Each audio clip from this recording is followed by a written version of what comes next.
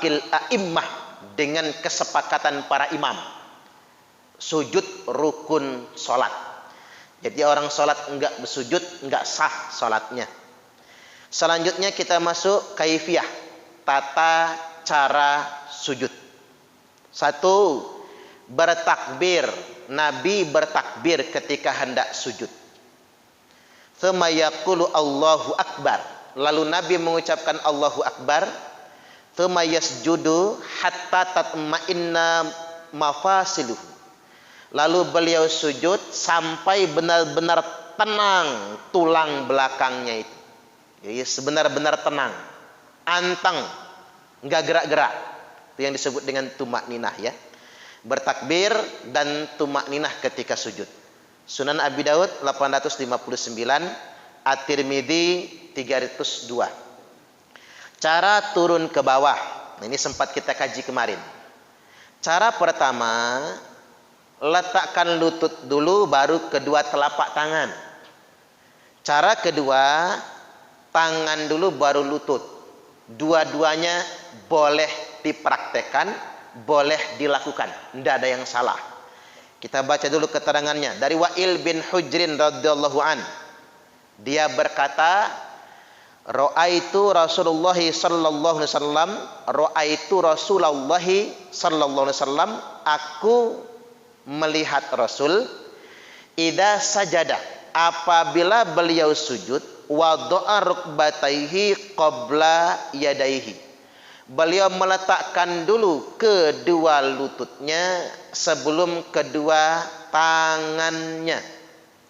Wa idan nahadha, dan ketika bangun dari sujud berdiri, rafa'a yadaihi qabla rukbataihi, beliau mengangkat dulu kedua tangan baru nyusul kedua lututnya. Sunan An-Nasa'i nomor 1089, At-Tirmidzi 268, dan dalam kitab-kitab hadis yang lainnya. Nah, yang kedua dari Abu Hurairah radhiyallahu an, dia berkata, qala Rasulullah sallallahu alaihi wasallam, Rasul telah bersabda, idza sajada ahadukum falyadha' yadayhi qabla rukbatayhi, apabila sujud salah seorang di antara kalian, letakkan dulu kedua telapak tangannya baru nyusul kedua lututnya. An-Nasa'i 1091, At-Tirmidzi 269. Di kitab hadis kelangnya cuma dikit. Hadis pertama ini 1089 di kitab Sunan An-Nasa'i. Hadis kedua 1091 di Sunan An-Nasa'i juga. Dan di At-Tirmidzi hadis pertama tadi 268. Nah, hadis berikutnya 269. Dua matan, dua jalur periwayatan yang berbeda, beda prakteknya. Nah, tempo hari sempat saya tegaskan begini. Nabi itu amalnya meletakkan lutut dulu baru tangan ketika mau sujud. Tetapi Nabi menganjurkan kepada beberapa sahabat yang sudah kegemukan dan tua agar meletakkan tangan dulu sebelum kedua lututnya. Karena orang tua, apalagi orang gemuk, sudah kehilangan keseimbangan tubuhnya. Walaupun pada prakteknya yang muda juga dibalik gak apa-apa. Kita mengambil pendapat yang paling diyakini. Karena setiap orang itu Pak beda sanatnya, bergurunya beda, nggak sama. Bapak-bapak ini walaupun yang sebagian gak mondok, cuman dulu kan punya guru ngaji. Guru ngajinya juga beda-beda kan. Pernah sekolah, ada guru agama.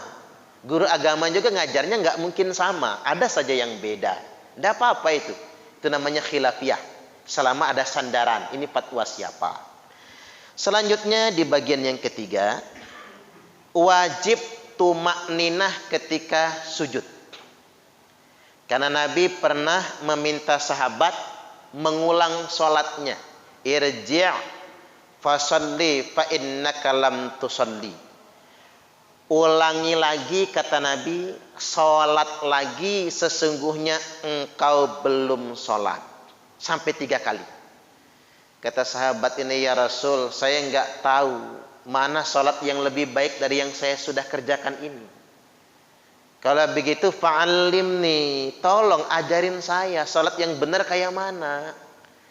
Lalu Nabi menjelaskan kalau ruku harus tumaknina, i'tidal harus tumaknina, sujud dengan tumakninah, duduk di antara dua sujud pun dengan tumakninah. Tumakninah itu apa? Berhenti sebentar, jangan bergerak-gerak. Sukunun ba'da harakatin, tenang setelah melakukan gerakan, seukuran ucapan subhanallah.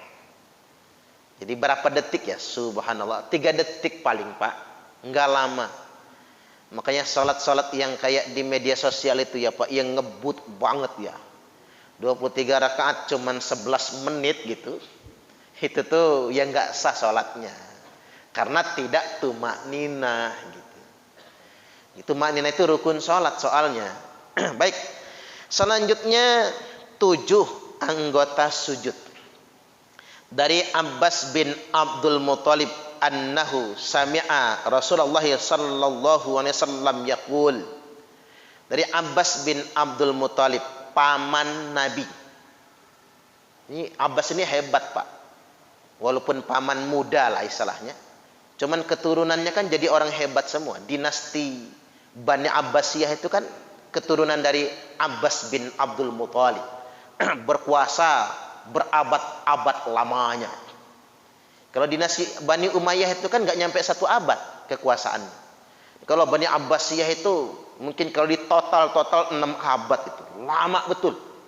Jadi memang beliau orang besar, buktinya keturunannya sampai sedemikian rupa.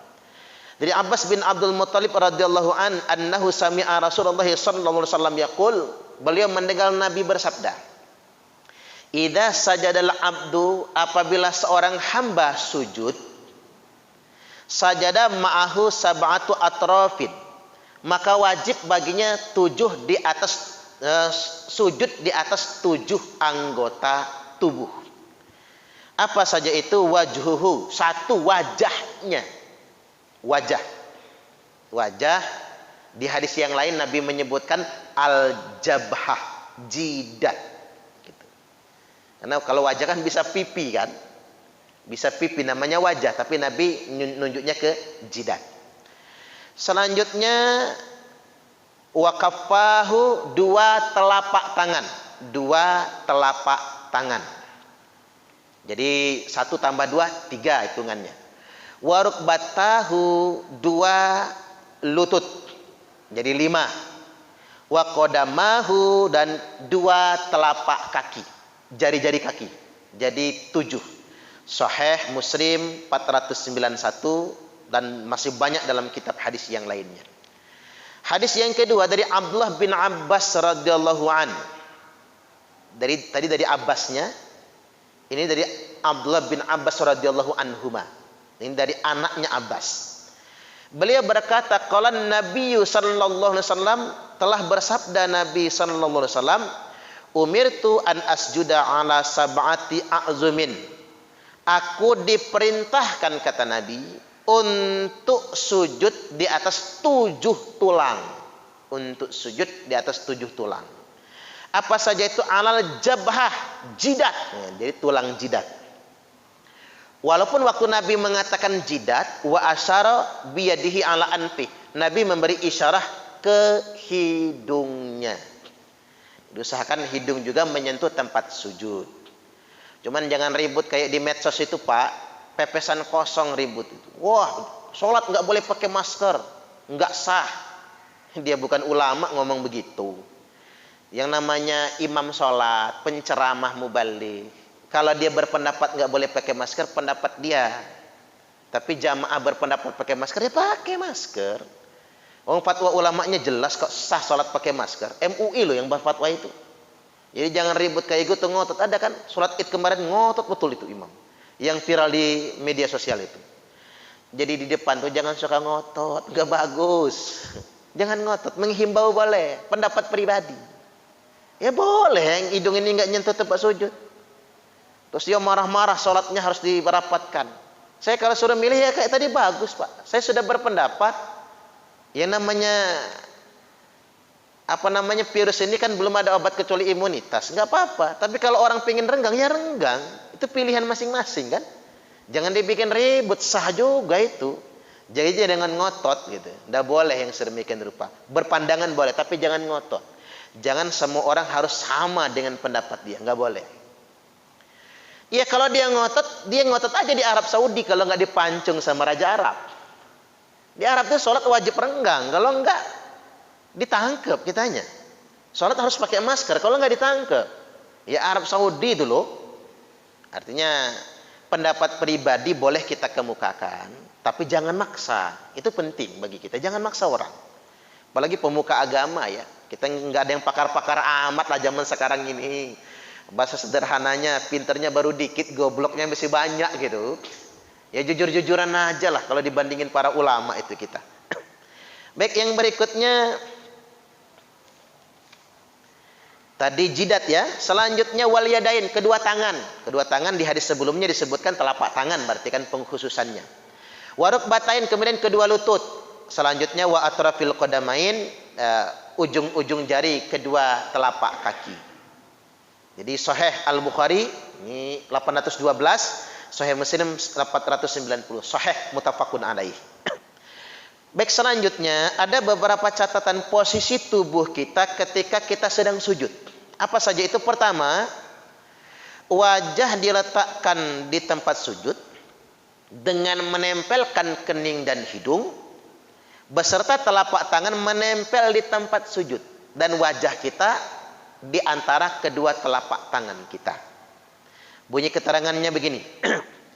Innal yadaini tasjudani kama yasjudul wajhu. Fa idza wada'a ahadukum wajhahu falyadha' yadayhi wa idza rafa'ahu falyarfa'huma. Nah, ini jelas betul hadisnya. Sesungguhnya kedua telapak tangan diletakkan di tempat sujud, sebagaimana wajah juga jidat diletakkan di tempat sujud. Fa idza wada'a ahadukum wajhahu, apabila salah seorang di antara kalian meletakkan wajahnya alias jidatnya di tempat sujud, falyadha' yadayhi, letakkan juga kedua telapak tangannya. Artinya bersisian. Wa idza rafa'ahu, dan ketika wajah diangkat, falyarfa'huma, kedua telapak tangan pun diangkat. Sunan Abi Daud 892, At-Tirmidzi 1092. Ini pertama. Selanjutnya, lalu kedua telapak tangan ditempatkan di kedua sisi wajah. Nah, penegasan lagi ya. Dapat pula kedua telapak tangan diletakkan sejajar dengan kedua bahu. Telapak tangan kita di kedua sisi wajah kita atau sejajar dengan kedua bahu. Thumma sajada wa wada'a wajhahu baina kaffayhi.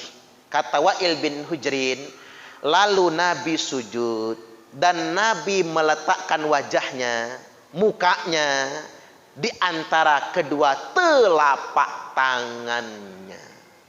Ya, karena kita belajarnya sifat salat Nabi, Pak. Ya, kita keterangannya bagaimana Nabi melakukannya. Sunan Sahih Muslim nomor 401, Sunan Abi Daud 723.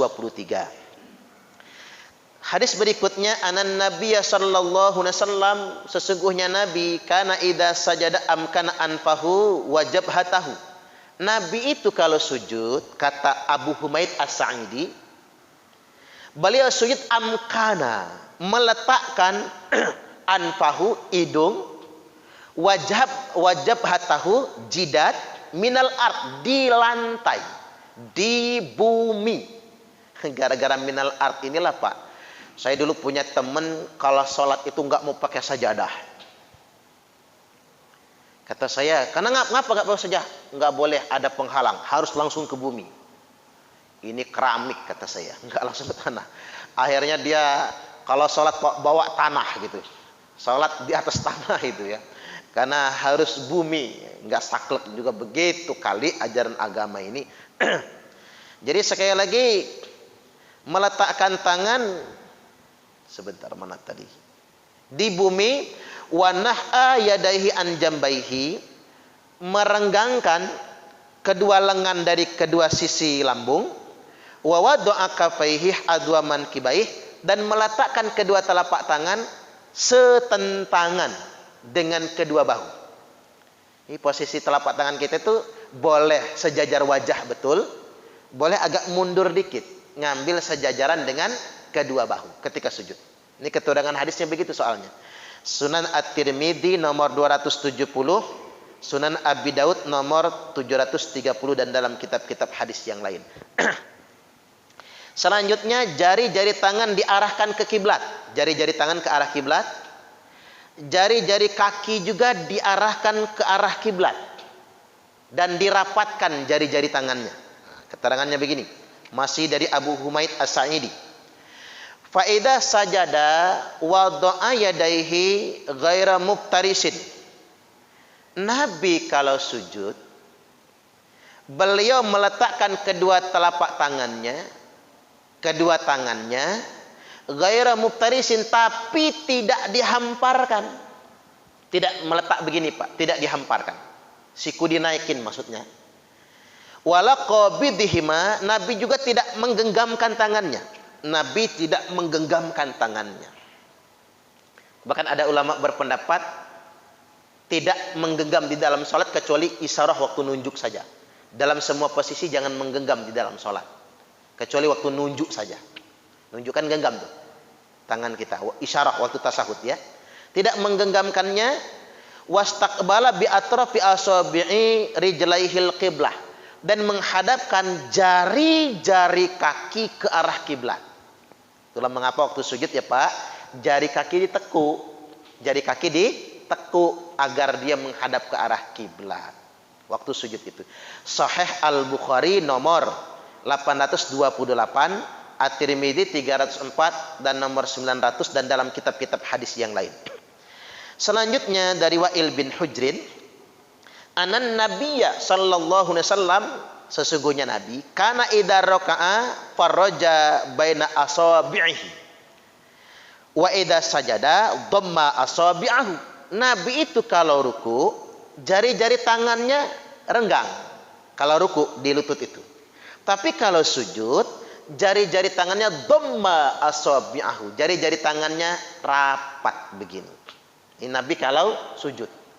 Jadi jangan direnggangkan jari waktu sujud, jangan digenggam, jangan pula direnggangkan waktu sujud, tapi dirapatkan. Mustadrak Al-Hakim di juz yang pertama halaman 224 sampai 227. Selanjutnya telapak tangan ketika di tempat sujud, siku harus diangkat. Jadi siku nggak boleh nempel di tempat sujud. Nabi sallallahu alaihi wasallam bersabda, "Idza sajadta fadha' kaffaika warfa' mirfaqaika." Apabila kalian sujud, kata Nabi, letakkan telapak tanganmu, lalu angkat sikumu. Jadi siku jangan nempel di lantai, tidak boleh. Hadis ini Sahih Muslim 494 dan dalam kitab-kitab hadis yang lainnya. Lalu Nabi bersabda, "Idza sajada ahadukum falya'tadil." Apabila salah seorang di antara kalian sujud, falya'tadil, proporsional. Apa itu proporsional? Jangan terlalu mengkeret kayak kodok. Tahu nggak apa kodok? Mengkeret jangan. Jangan pula kepanjangan kayak orang push up. Pernah nggak ngeliat orang sujud kayak orang push up? Kaki di sini, palanya jedut dinding. Itu nggak proporsional. Jadi rapet begini jangan, kayak kodok. Kepanjangan kayak orang push up juga jangan. Saya pernah ngeliat yang kayak gitu tuh soalnya Pak. Entah aliran apa lah yang kayak gitu tuh. Rapet terlalu pendek jangan, kepanjangan jangan. Udahlah, udah pas sajadah ini, udah pas. Sajadah ini panjangnya sudah proporsional. Jangan ke depanan, jangan ke belakangan. Begitu caranya. Kecuali kalau memang ateng sekalian, tidak apa-apa lah. Memang tinggi badannya. Kalau kita ini proporsional seperti ini betul. Jadi falya'tadil, adillah proporsional. Wala yaftaris dira'aihi iftirasal kalbi, dan jangan menghamparkan siku lengan sampai siku seperti terhampar tangan anjing. Jadi anjing begini kan kalau duduk di pasiran itu. Jadi kalau jenengan sujud begitu, anjing sujud begitu. Sujud kiri apa? Jadi sujud segawon namanya, ndak boleh. Angkat siku, jangan nempel di lantai. Sunan At-Tirmidzi 275, Ibnu Majah 891. Selanjutnya dari Anas bin Malik radhiyallahu an, dia berkata, anan nabiyya sallallahu alaihi wasallam qal, sesungguhnya Nabi bersabda, i'dilu fis sujud, tengah-tengahlah, proporsional ketika sujud. Lagi-lagi diingetin, jangan kepanjangan jedut dinding, jangan pula kependekan mengkeret kayak kodok gitu, jangan pula menghampar kayak kiri lagi tiduran gitu. Proporsional kalau sujud itu, kata Nabi. Wala yasjudu ahadukum wa huwa basitin dhira'ihi kal kalbi. Janganlah seseorang sujud menghamparkan kedua lengannya di lantai seperti anjing. Na'udzubillah. Sahih Al-Bukhari 532, Sahih Muslim 493. Selanjutnya, kedua lengan direnggangkan atau dipisahkan dari kedua sisi lambung. Kedua lengan direnggangkan atau dipisahkan dari kedua sisi lambung. Nah, ini lengan ini nggak boleh nempel di lambung juga, Pak. Nggak boleh juga bertumpu di paha, nggak boleh, kecuali perempuan. Kalau perempuan rapat ke badan, walaupun nggak di lantai. Kalau perempuan rapat ke badan atau bertumpu di pahanya, tapi kalau laki-laki nggak boleh. Harus dijauhkan dari lambung dan tidak bertumpu di kedua paha. Keterangannya begini. Anan nabiyya sallallahu alaihi wasallam kana idza shalla farraja baina yadayhi hatta yabdua bayadu ibtai. Sesungguhnya Nabi apabila beliau salat merenggangkan kedua lengannya dari kedua sisi tubuhnya sampai kelihatan putih ketiaknya. Kok bisa ya? Karena zaman dulu itu lengan baju itu gedombroh. Kayak baju Shaolin itu loh, Pak. Ya orang Arab dulu kan nggak ada lengan baju begini, nggak ada. Lengan baju begini nggak ada, gitu. Kan ini kan kecil lengan baju kita ya, lebar-lebar, kayak baju Shaolin gitu ya. Ini kita kan faktor zaman tangannya sudah disederhanakan biar hemat bahan maksudnya. Ini ada sudah koko, koko ini dari Cina Pak, bukan dari Arab ya, namanya aja koko. Kalau dari Arab bukan koko akhi namanya, sama ukhti kan gitu ya. Karena ini koko ya dari Cina lah berarti kita ini. Jadi apa namanya, karena lengan bajunya yang lebar maka kelek sampai kelihatan. Sahih Al-Bukhari 390. Nabi waktu merenggangkan sikunya waktu sujud itu. Betul-betul direnggangkan. Tapi imam Nabi, Pak, wajar. Bapak-bapak di tengah sok begitu kena muka orang, wih, sikunya itu jangan macam-macam. Iya proporsional lah kalau dalam sholat. Tapi kalau di imam ya tidak apa-apa. Selanjutnya dari Abu Humaid, anan Nabiya sallallahu alaihi wasallam kana idza sajada amkana anfahu wa jabhatahu minal ard wa nah'a yadayhi an jambai. Sesungguhnya Nabi meletakkan jidatnya, hidungnya ke lantai waktu sujud. Wa nah'a bi yadihi an jambai, dan Nabi merenggangkan kedua sikunya dari kedua sisi lambungnya. Sunan At-Tirmidzi 270 dan dalam kitab-kitab hadis yang lainnya. Selanjutnya kedua telapak tangan ditegakkan, kedua telapak kaki ditegakkan dan ujung-ujung jari kaki dihadapkan ke arah kiblat. Tadi sudah ada keterangannya ya. Jadi bahwasanya anan Nabiya sallallahu alaihi wasallam amara biwad'il yadain wa nasbil qadamain. Nabi memerintahkan agar biwad'il yadain, letakkan kedua tangan atau telapak tangan, wa nasbil qadamain, dan tegakkan kedua telapak kaki. Sunan At-Tirmidzi 277. Wastaqbala bi atrafi asabi'i rijlaihil kiblah, dengan menghadapkan ujung-ujung jari kaki ke arah kiblat, berarti ditekuk. Sahih Bukhari 828. Selanjutnya dilarang merapatkan kedua paha. Paha jangan rapat. Dilarang merapatkan kedua paha, tapi renggangkan secukupnya. Dan jangan menempelkan perut ke paha. Nah, juga nggak boleh ditempelkan perut ke paha. Tangan nggak boleh bertumpu di paha, perut juga tidak boleh bertumpu di paha.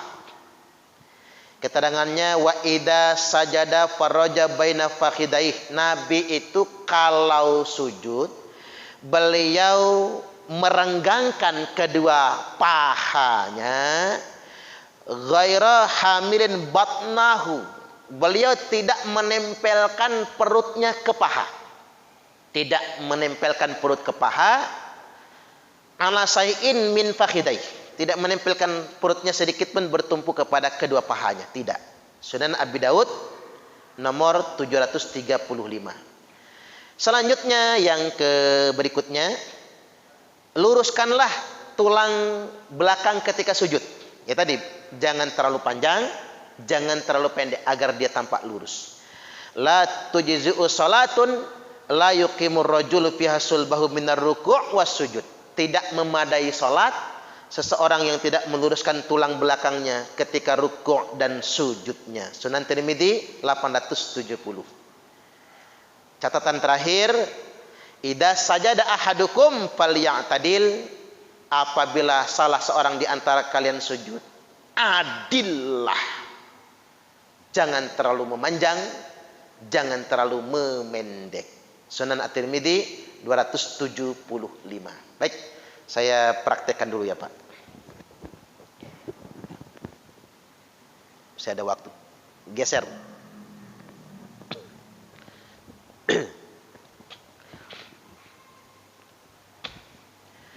Jadi ketika turun sujud, ini saya melihat sajadah di Al-Hidayah ini Pak udah proporsional betul ini.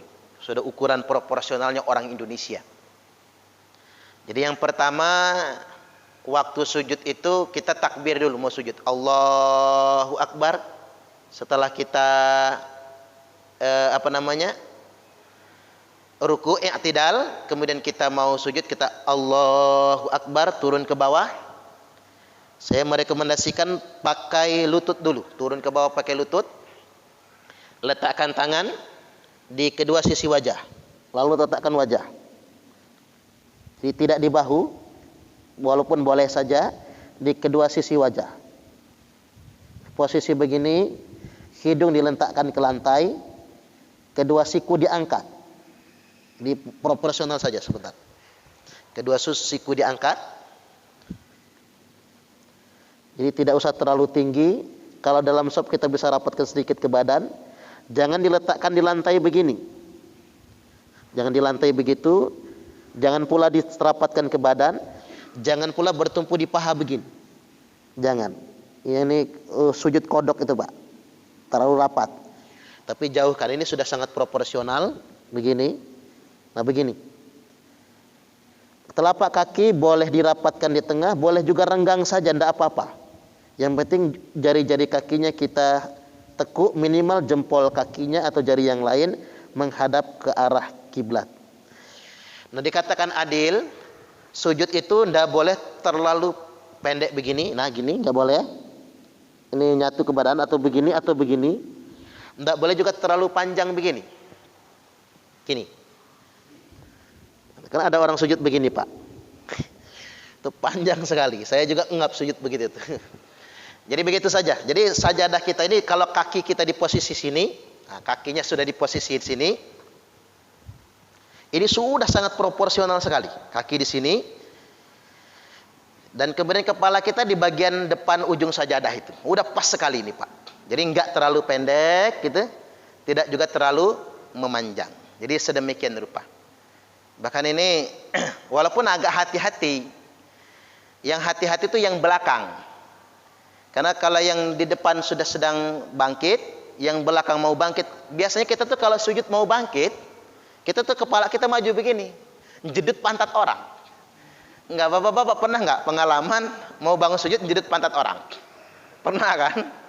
Saya khawatir dia kentut aja itu. Begitu kejedut dia kentut atau kena tulang belakangnya. Itu pengalaman. Jadi agak berhati-hati karena kita nggak berjeda, nggak berjarak ini. Kecuali kalau di antara sajadah ke sajadah itu dikasih jarak lagi. Tapi ini sudah cukup panjang sebetulnya. Untuk ukuran orang Indonesia ini sudah cukup panjang. Insya Allah ini tidak kurang itu. Lebih mah boleh dengan ukuran sajadah begini. Jelas ya? Jadi catatannya, letakkan tangan di kedua sisi wajah, kemudian sikunya diangkat, jauhkan dari kedua sisi lambung. Kalau dalam proporsional saja, jangan letakkan di lantai tangannya, jangan pula bertumpu di paha. Itu saja catatan yang paling penting kita ketika sujud. Yang wajib kena tempat sujud adalah jidat, kemudian kedua telapak tangan, kedua lutut, dan kedua ujung-ujung jari kaki. Jari kaki kan macam-macam, Pak. Ada yang serata panjang, bisa kena semua. Ada yang tidak rata panjang. Yang ditekuk itu yang paling memungkinkan untuk ditekuk saja. Kecuali sudah cacat, tidak bisa ditekuk lagi. Baik, demikian kita buka dulu tanya jawab. Saya persilahkan.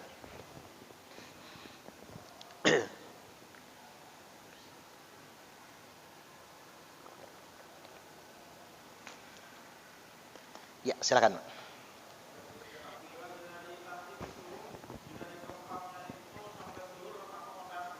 Gimana?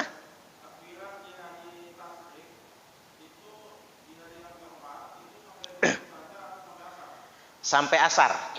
Jadi ketentuannya sampai asar. Begini. Wafil adha khalfa shalawatil mafrudati, dan pada Idul Adha bertakbir itu selesai dari setiap salat fardu 5 waktu. Min subhi yaumi Arafah, dari subuh hari Arafah, ilal asri min akhiri ayyami tasyriq, sampai asar hari terakhir hari tasyriq. Jadi asar tadi yang paling akhir, salat asar tadi. Jadi begitu, karena ba'da asar itu masih bisa berkorban sebetulnya. Kecuali sudah adzan maghrib, maka tidak boleh lagi berkurban. Begitu. Silakan Mas.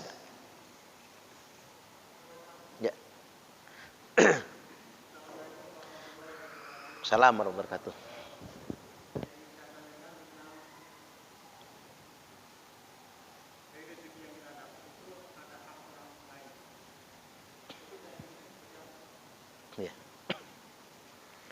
Iya, dari rezeki yang kita dapatkan ada hak orang lain.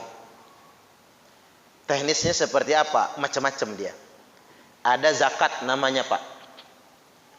Zakat itu berarti orang yang hartanya sudah mencapai nisabnya, maka hukumnya jadi wajib. Maka dalam kategori sedekah wajib dengan perhitungan nisab zakat yang berlaku. Satu. Kemudian yang berikutnya ada berbentuk nafkah. Ada orang lain yang kita punya kewajiban nafkah atasnya.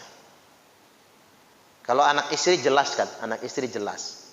Misalnya orang yang kerja dengan kita dan dia tinggal bersama kita, itu namanya kewajiban nafkah terhadapnya. Selanjutnya yang berikutnya ada berbentuk infak. Berbentuk infak itu untuk kemaslahatan kaum muslimin pada umumnya. Apa itu? Masjid, pondok pesantren, dan lain sebagainya. Itu berbentuk infak. Selanjutnya ada yang bentuknya kurban. Sedekah yang kita keluarkan dalam bentuk sembelihan pada 4 hari yang disyariatkan. Secara umum yang lainnya adalah sedekah sunnah. Sedekah sunnah ini tergantung kita. Yang paling bagus sedekah itu tiap hari sedekah. Itu yang paling bagus. Adwamuha wa in qalla. Rutin, dawam tiap hari walaupun sedikit. Makanya kita punya gerakan 1000 itu ya Pak. Sedekah sehari 1000. Ya 1000, ya enggak berat lah 1000 mah. Sebulan 30.000, kan enggak berat kan? Enggak berat, tapi kalau banyak orangnya ya jadi ringan. Masalah besar bisa kita angkat. Jadi sampai sedemikian rupa. Jadi di rezeki kita ada hak orang lain dan wajib kita keluarkan itu. Nah, ada yang bersifatnya fardu wajib, itu namanya zakat. Kalau tidak belum sampai nisabnya, maka istiqomahkan dalam bersedekah. Mana qasad shadaqatum mimmal. Sedekah itu tidak akan mengurangi harta. Malah semakin ditambah dan semakin ditambah. Yang penting kalau makom kita jangan semua. Sedekah itu jangan semua harta, Pak, bukan makomnya kita. Bapak-bapak semua hartanya disedekahkan. Saya yakin ditinggal istri, percayalah sama saya. Nggak tahan istrinya. Jadi bukan makom kita, itu makom Abu Bakar. Kalau makomnya Umar separuh harta. Nah itu juga bukan makom kita. Kalau makom kita ini paling dikit 2,5% lah. Makom kita ini Pak. Naik 5% gitu. Naik lagi ya 10% gitu ya. 10% itu berapa? Ya seper 10 ya. Jadi paling kecil itu 1/40. Usahakan sedekahkanlah.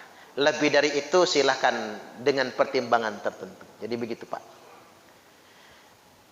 Silakan, masih ada? Ya, silakan Pak Haji Hamdan. Oh ya. Ya, min atari sujud ya. Asar sujud ya Pak.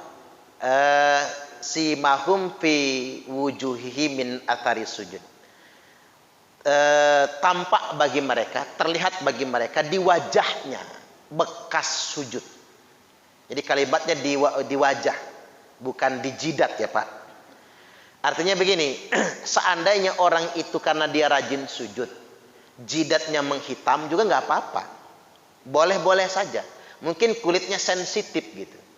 Jadi cepat hitam itu tanda mungkin ya gimana nggak hitam sekali sujud 1 jam misalnya. Dalam sholat tahajud, ya wajar kan dia menghitam. Itu ada kemungkinan kalau nggak kulitnya yang sensitif, sajadahnya kasar gitu. Atau dia sholat nggak pakai sajadah, makanya cepet kapalan gitu. Coba lihat bapak-bapak itu, di mata kakinya kan kapalan kan, terutama mata kaki sebelah kiri kan, karena kita sering duduk gitu, sering sholat, maka dia kapalan. Nggak apa-apa, ada yang sensitif mudah kapalan. Walaupun yang dimaksudkan Quran itu bukan. Asar sujud itu wajah yang bercahaya, senyum yang sumringah. Karena dia sudah rajin sujud, kena wudhu, wajahnya bercahaya, ada auranya gitu. Senyumnya. Jadi kalau ada orang rajin sholat, sangar. Semua orang bid'ah sama kafir misalnya Pak ya. Itu bukan asar sujud itu mah. Enggak begitu asar sujud itu. Sumringah, cerah. Jadi yang disebut saja asar sujud itu sedemikian rupa. Walaupun saya katakan yang jidatnya hitam juga nggak salah sih. Tapi yang dimaksudkan Quran bukan jidat hitam. Karena jidat hitam bisa atas beberapa kemungkinan. 1, karena rajin sujud tadi, kulitnya sensitif. 2, waktu sujud diurak-urak. Ya cepet hitamnya itu. Ya seminggu aja lah Pak Haji Hamdan boleh buktiin itu. Seminggu diurak-urak gitu ya. Hitam percayalah. Campur lecet-lecet dulu lah. Sembuh lecetnya jadi hitam dia. Yang kedua boleh jadi dia kejedut tiang listrik Pak. Jedut. Bukan karena sujud kan. Yang ketiga boleh jadi ketahuan istri lagi chatting sama cewek. Istrinya ngamuk dipukul pakai wajan. Ke jidatnya misalnya. Hitam juga kan. Atau kemungkinan yang kelima, disedot pakai kop bekam itu, nah hitam juga dia. Jadi banyak kemungkinan. Walaupun yang dimaksudkan ayat itu bukan terkait dengan yang sedemikian rupa. Asar sujud itu adalah wajah yang bahagia, wajah yang segar, wajah yang bercahaya, penuh senyum sumringah. Itu yang disebut dengan atar sujud. Artinya begini, ibadah kita itu harus tercermin dalam perilaku kita. Jadi jangan sampai orang semakin bertakwa kok semakin radikal, sangar, itu salah. Karena saya ini ikut berbahagia tinggal di Indonesia Pak. Tapi bapak-bapak kalau tinggal di Timur Tengah, semakin soleh orang semakin sangar gitu. Itu fakta Pak. Semakin mudah menghalalkan darah orang lain. Itu yang jadi soal. Mungkin ada yang salah dengan pemahaman keislamannya. Walaupun nggak semua, cuman sayangnya ulama-ulama Timur Tengah yang menyuruhkan persaudaraan, menyuruhkan persatuan malah dibunuh di sana itu Pak. Dituduh antek Syiah di sana itu. Padahal menyuruhkan persaudaraan. Justru yang panjang umur yang keras-keras. yang maunya bunuh-bunuhan. Na'udzubillah.